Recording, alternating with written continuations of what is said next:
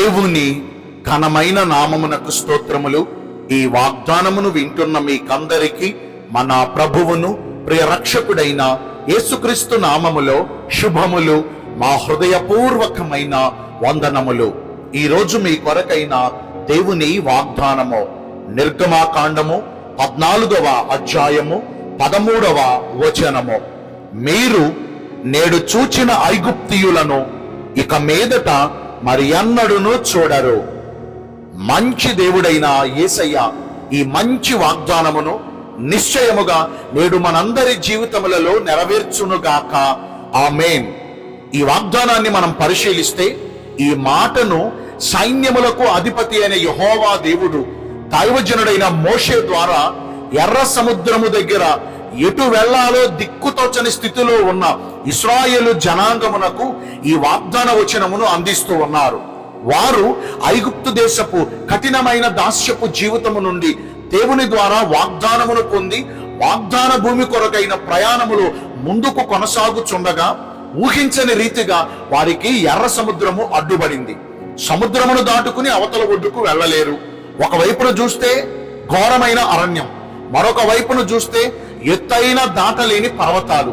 ఇవన్నీ కాదు, మరలా వెనక్కెళ్ళి మరొక త్రోవలో వెళదామని వెనక తట్టు తిరిగితే ఐగుప్తీయులు రథాల మీద సైన్యముతో సకల ఆయుధాలు తీసుకుని ఇశ్రాయేలీయులను తరిమి చంపుట కొరకు పరుగులెత్తి వస్తున్నారు. ఇలాంటి దిక్కుతోచని దీనస్థితిలో ఉన్న ఇశ్రాయేలీయులు తాము ఉన్న పరిస్థితిని బట్టి కలవరపడుచు సణుగులాడుచు మోషే పైన యెహోవా దేవుని పైన విమర్శలు గుప్పుతూ ఉండగా వారి దీనస్థితిని ఎరిగిన దేవుడు మోషేను బలపరచుచు, నేడు యెహోవా మీకు రక్షణ కలుగజేయుచున్నాడు, మీరు ఊరకనే నిలిచి ఉండండి. యెహోవా మీ పక్షముగా మిమ్మను బాధించుచు మిమ్మను తరుముచున్న మిమ్మను కలవరపరచుచున్న ఆ ఐగుప్తీయులతో ఆయన యుద్ధము చేస్తారు. మీ పక్షముగా దేవుడు ఉంటారు, మీకు విజయమును కలిగిస్తారు. దేవుడు మీకు రక్షణ కలుగు చేయబోతున్నాడు. ఇంతవరకు మీరు చూచిన, ఇంతవరకు ఎవరి ద్వారా మీరు బాధపడ్డారో, ఇంతవరకు ఏ ఐగుప్తీయుల చేతి కింద నలిగిపోయారో, ఇక మీదట ఆ ఐగుప్తీయులను చూడనే చూడరు అనే గొప్ప వాగ్దానం ఇచ్చారు. వాగ్దానం ఇవ్వటం మాత్రమే కాదు గాని ఆయన చెప్పినట్లుగానే ఇశ్రాయేలీయులను తరుముకుంటూ వస్తున్న ఆ ఐగుప్తీయులందరినీ ఎర్ర సముద్రంలో ముంచివేశారని. ఆ సముద్రము వారిని కబలించి వేసింది. అదే సముద్రము ఇశ్రాయేలీయుల కొరకు 2 పాయలుగా చేల్చబడి ఆరిన నేల మీద ఇశ్రాయేలీయులు అవతల ఒడ్డుకు వెళ్ళిపోయారు. దేవుడు మన పక్షమందు యుద్ధం చేయటం మొదలు పెడితే అది సముద్రం కావచ్చు, అది నదులు కావచ్చు, అది ఎడారులు కావచ్చు, అది క్లిష్టమైన పరిస్థితులు కావచ్చు, అది అసాధ్యమైన పరిస్థితులు కావచ్చు, మన చుట్టూ శత్రువులు చుట్టుముట్టి దిక్కుతోచని దీనస్థితిలో ఒకవేళ మనం ఉండవచ్చు. ఆయనే మన పక్షమున ఉండగా మనకు విరోధి ఎవరండి? ఒక్క త్రోవలో మన మీదకు వచ్చి 7 త్రోవల్లో మారిపోతారు. అలనాడు ఇశ్రాయేలీయులను బాధ పెట్టిన ఐగుప్తీయుల చెరలో నుండి వారిని విడిపించుటే కాదు గాని ఇక ఎన్నడూ ఇశ్రాయేలీయులకు ఐగుప్తీయులు కనపడకుండా దేవుడు అద్భుత కార్యం జరిగించారు. ఈ వాగ్దానాన్ని వింటున్న ప్రియ దైవ జనాంగమా, ఈ రోజున మనము కూడా ఐగుప్తుతో పోరాడుతున్నాం.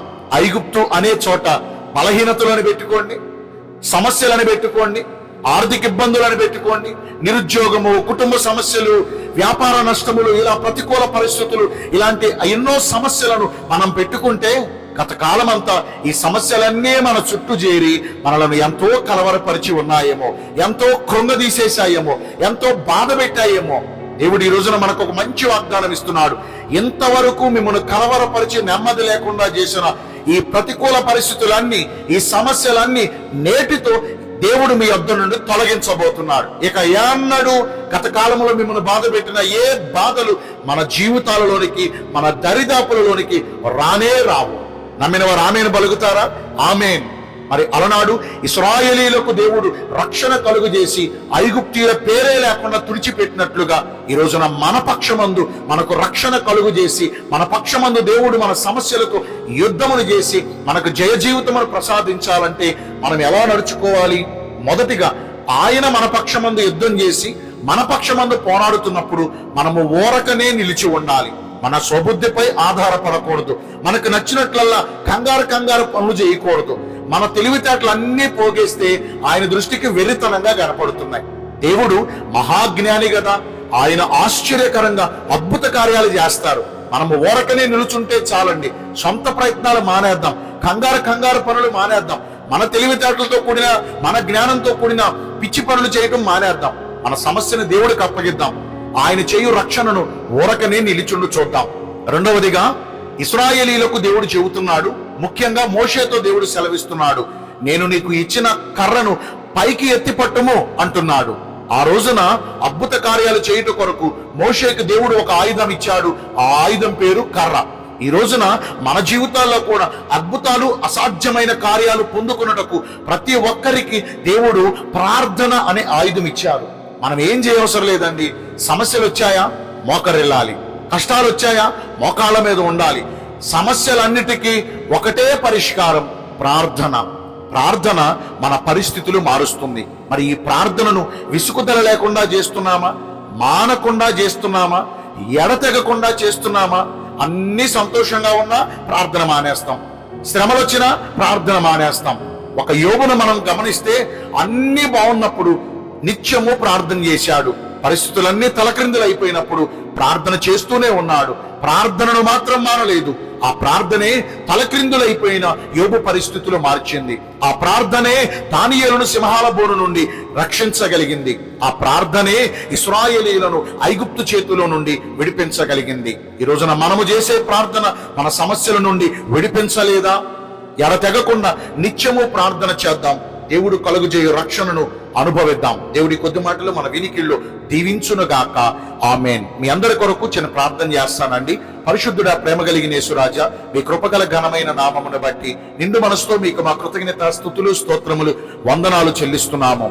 అలనాడు ఇశ్రాయేలీయులను బాధపెట్టిన ఐగుప్తీయులను ఇక ఎన్నడూ వారు చూడరని వాగ్దానం ఇచ్చావు, వాగ్దానాన్ని నెరవేర్చావు. నేడు మమ్మను కూడా ఎన్నో బాధలు, ఎన్నో శ్రమలు బాధ పెడుతున్నాయి. ఈ బాధల నుంచి మమ్మను విడిపించమని వేడుకుంటున్నాము. ఈ వాగ్దానం మా జీవితాల్లో నెరవేర్చమని ప్రార్థిస్తూ ఉన్నాము. ఈ రోజున ఎందరైతే పుట్టిన రోజులను, వివాహ దినములను, ఇతరమైన శుభకార్యములను జరిగించుకుంటున్నారో వారందరికీ మెండైన దీవెనలు కుమ్మరించమని, మీ రాకడ కొరకు మమ్మను సిద్ధపరచమని యేసుక్రీస్తు ప్రశస్త నామమున ప్రార్థించి వేడుకొనుచున్నాము మా ప్రియ పరలోకపు తండ్రి. ఆమేన్. May God bless you all. Thank you.